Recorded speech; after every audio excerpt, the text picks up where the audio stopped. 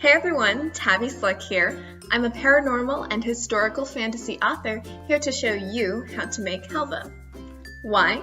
Because it's super delicious, and because of my latest book, Timur's Escape. It's my main character's absolute favorite.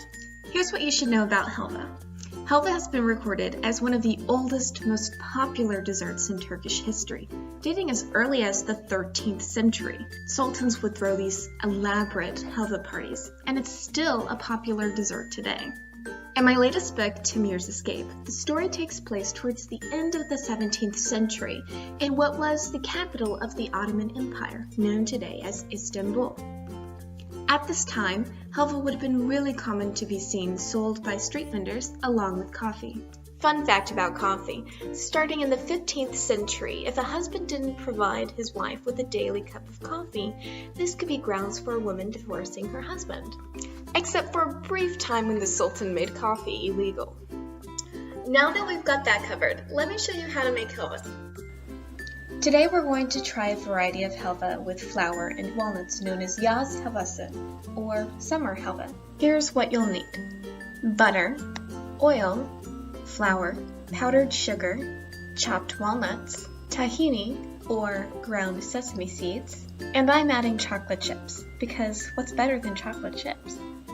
Now that we have all of our ingredients, fire up that stovetop and let's get started.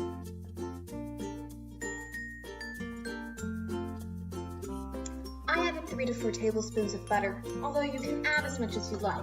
It's butter, you can't go wrong. Then once it's melted, stir in 3 cups of flour and 1 cup of tahini. Then take your mixture and stick it in a big bowl.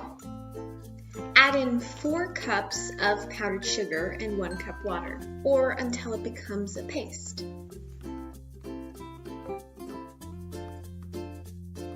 Now add your walnuts. And just as much chocolate chips as you'd like. Pour the mixture into a bowl or pan. Cover your dish and then leave it in the fridge for at least 2 hours, or preferably overnight. Then, in the morning, you'll have a delicious Turkish treat and a taste of history. And don't forget to pair your helva with a delicious cup of coffee.